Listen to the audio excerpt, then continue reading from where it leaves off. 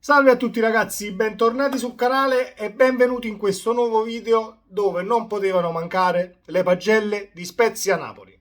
Diamo i numeri, sì, diamoli questi numeri, diamo i voti a tutta la squadra del Napoli, Spalletti compreso, con un voto simbolico a tutti quelli che sono entrati dalla panchina, a parte Politano, che comunque un tempo intero l'ha giocato, quindi il voto lo possiamo dare, ma gli altri che sono entrati dal 70° in avanti facciamo fatica comunque a dare un voto onesto, quindi gli diamo un 6,5 politico ai 4 panchinari che sono entrati al di fuori di Politano. Detto questo, cominciamo e andiamo con ordine dalla porta. Meret, 6,5 a Meret. Il Napoli non ha mai sofferto o ha sofferto ben poco. Gli diamo un 6,5 perché una sola parata nel secondo tempo l'ha fatta. È stato chiamato in causa, si è fatto trovare pronto. Ed è anche difficile per un portiere in una partita dove non vieni chiamato in causa a tenere comunque alta la concentrazione. Quindi 6,5 a Meret.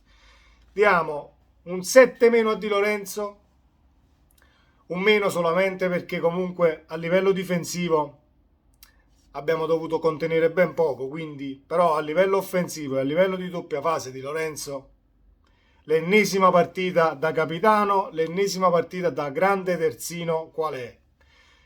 Diamo un 6,5 a Kim, 6,5 a Rachmani e un 7 meno anche a Mario Rui, perché i due terzini comunque sono scesi molto di più e a livello fisico comunque hanno dovuto reggere molto di più dei due centrali. Ecco perché c'è quel 0,25 in più tra i centrali e i due terzini.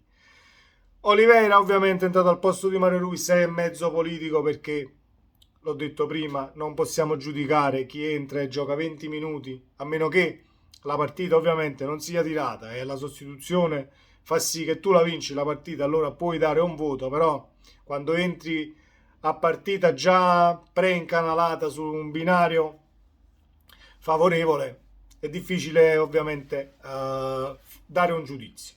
Zielinski 6 più a Zielinski. Zielinski comunque soffre le partite chiuse perché l'avversario ce l'hai dietro le spalle e non hai eh, quel metro disponibile per poterti girare, per fare la finta, per saltare l'uomo. Zielinski soffre un po' questa situazione, ma non perché è un giocatore da buttare, anzi è perché proprio per caratteristiche è così. La stessa cosa Lozano più o meno. Comunque Zielinski 6 più, diamo un 6,5 allo Botka, anche se nel primo tempo chiuso tra tutti i centrocampisti dello Spezia ha avuto poco spazio, pur smistando comunque palloni come si deve, non ha sbagliato un passaggio, molto meglio nel secondo tempo dove ha avuto più spazio e si è visto di più il Napoli verticalizzare che non girare palla come il primo tempo. Anguissà, 7 ad Anguissà. Ho sentito già molte persone che la prestazione di Anguissà non è piaciuta perché comunque i passaggi sbagliati, qualche passaggio è sbagliato, lo stop comunque, qualche stop non è andato a buon fine, però c'è anche da considerare che in tutto il centrocampo del Napoli il nostro Anguissà da destra a sinistra va a coprire in difesa, te lo ritrovi in avanti ad impostare, te lo ritrovi addirittura a dettare il passaggio per al limite una conclusione in porta, quindi a livello di lucidità ci sta a perderla poi un po' quando devi fare un passaggio al 70°, uno stop dove hai fatto comunque 70 minuti tra contenimento, impostazione e interdizione. Qualche cosa la perdi per forza in lucidità. Sono uomini, non sono macchine. Perciò 7 ad Anguissà. Diamo un 6 più a Lozano per lo stesso motivo di Zielinski, perché quando lo vai a marcare stretto e gli fai sentire, tra virgolette, i tacchetti sulle caviglie, perde un poco di fiducia e non ha quello sprint perché gli serve quel metro per poterti puntare e saltarti. Ti salta molte volte, però se ovviamente è tutto chiuso fa più fatica. Diamo invece un 6,5, anzi un 7 meno a Politano perché Spalletti avrà tolto Lozano perché è stato ammonito, c'era la punizione, quindi rischiare di giocare in 10 in una partita così maschia comunque a centrocampo sarebbe stato un pericolo. Politano per me ha cambiato la partita perché in fase di interdizione è molto più forte di Lozano e perché con l'uomo addosso anche con 2 uomini addosso Politano prende il calcio di punizione o riesce ad andarsene o addirittura ti fa il passaggio smarcante per quello che sta passando dietro. Da questo punto di vista è migliore di Lozano, però sono 2 giocatori completamente differenti. Non possiamo paragonarli perché i termini di paragone non sono gli stessi e i paragoni si fanno ovviamente quando i termini di paragone sono uguali. Sono 2 calciatori diversi, quindi 7 meno a Politano e 6 più a Lozano abbiamo detto. Osimhen, quanto gli diamo a Osimhen? Io divento ripetitivo tutte le volte perché c'è solo da essere ripetitivi. Gli ho sempre dato 8, 8 e mezzo questa settimana perché è ancora lì su, chiamatelo perché Osimhen scendi?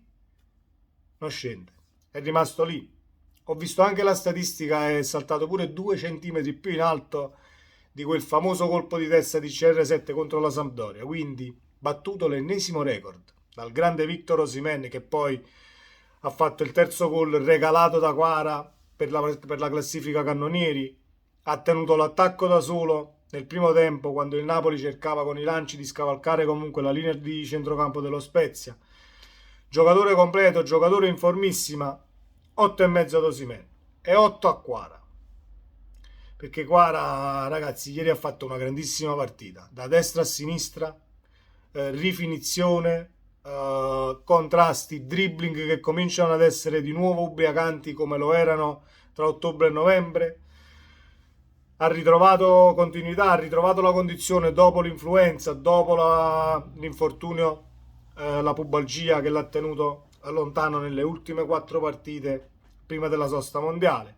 Ieri grandissima prestazione, è una grandissima coppia, è tra le coppie più prolifiche d'Europa al momento. Poi chi vivrà vedrà, ma secondo me ci sono solo margini di miglioramento, indietro non si può andare. Diamo un 7,5 a Spalletti perché l'avversario non era ovviamente uno scontro diretto, era lo Spezia, però comunque ti sei presentato con la stessa formazione titolare perché hai voluto dare un segnale nel voler dettar legge e non sottovalutare nessuna partita. Secondo me l'uscita dalla Coppa Italia ha fatto sì che quegli errori non si ripetano più.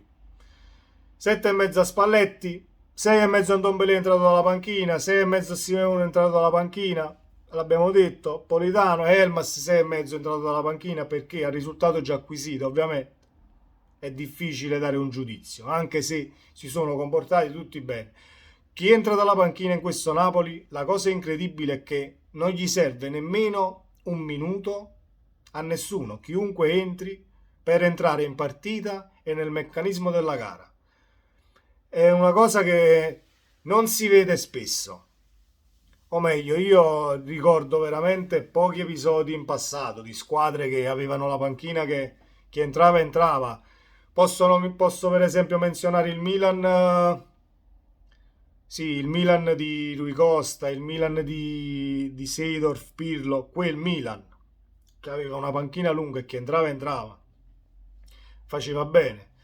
Però poi per il resto nella storia del calcio io ho sempre visto sostituzioni che comunque chi entra gli servono un paio di minuti per riuscire a trovare le misure all'avversario. Questo Napoli che entra, già sa tutto ciò che deve fare.